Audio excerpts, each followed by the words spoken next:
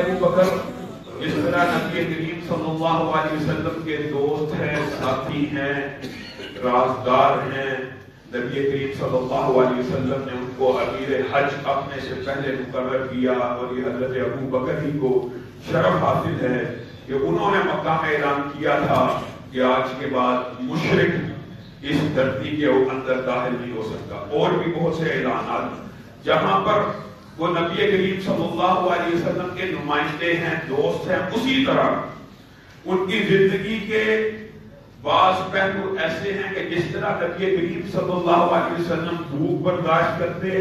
حیرت کی بات یہ ہے کہ ابو بکر تو کاروباری تھے، ابو بکر کے پاس تو مال و دولت وافر تھا، لیکن تربیت کا اثر کہہ لیجیے، انفاق اتنا کیا کرتے تھے کہ کئی کئی دن ان کے گھر میں بھی چولہا نہیں تھا جلا کرتا۔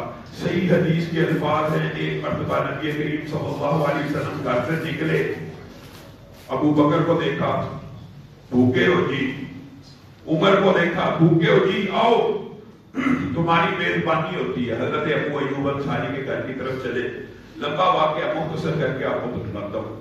حضرت ابو ایوب انصاری کی بیگم نے کھانا پکایا، 2 سالن، ایک خشک ایک تر، ایک گھی والا اور ایک خشک، یعنی ایک بھون کے گوشت رکھ دیا، بکری کا بچہ ذبح کیا، اور ایک کے اندر شوربہ ڈال دیا۔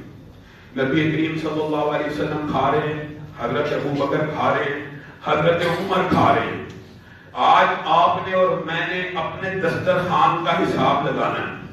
یہ 2 سالن نہایت سادگی سے پکے ہوئے، ایک خشک ہے ایک تر ہے، نبی کھا رہا ہے، پہلا خلیفہ کھا رہا ہے، عمر کھا رہے ہیں، اور آنکھوں سے آنسو جاری ہیں۔ کیوں؟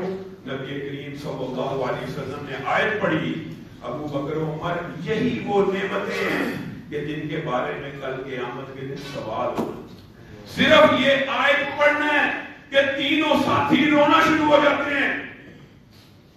کیا حرام کھایا؟ کیا غصب کر کے کھایا ہے؟ کیا ڈاکہ مار کے کھایا ہے؟ کیا چوری کر کے کھایا ہے؟ ایک عظیم الشان میزبان، عظیم الشان مہمانوں کی میزبانی کر رہا ہے، سادگی سے پکے ہوئے کھانے کو دیکھ کے آنکھوں میں پانی آ رہا ہے کہ ان نعمتوں کے بارے میں سوال ہونا ہے۔ آپ اور میں ٹیبل کے اوپر 5-5 6-6 4-4 سالن پڑے ہوں، بیویوں کو برا بلا کہہ رہے تھے، صحیح نہیں پتا یہ کیا ہے، یہ کیا ہے، ہمارا طرز عمل کیا؟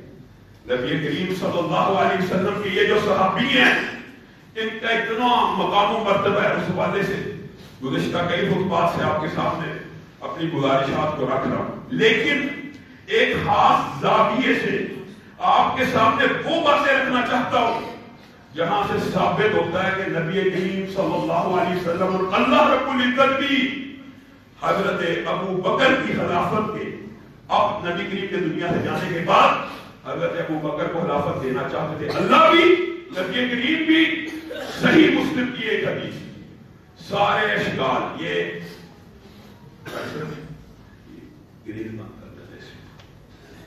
سارے اشکال ایک ہی روایت سے دور ہو جاتے ہیں۔ نبی کریم صلی اللہ علیہ وسلم نے حضرت عائشہ کو بیماری کی حالت میں، وہ جو بڑی مشہور روایات ہیں، آج اس کے بارے میں جو اشکالات ہیں وہ بھی سمجھ لیجیے۔ یہ جو ایک بڑی مشہور بات کی جاتی ہے کہ حضرت عمر نے اس وقت کاغذ پینسل نہیں تھی، اگر دے دیتے تو نبی کریم صلی اللہ علیہ وسلم نے حضرت علی کی خلافت لکھنی تھی، اس کے بعد زندہ رہے، اس کے بعد زندہ رہے، کیا لکھی؟ نہیں لکھی۔ لکھنا کیا چاہتے تھے؟ صحیح مسلم میں یہ حدیث بھی موجود ہے کہ نبی کریم لکھنا کیا چاہتے تھے، صحیح مسلم کی حدیث ہے، اہل سنت کا اجماع ہے، بخاری اور مسلم کی ثقافت کے اوپر حدیث کیا ہے؟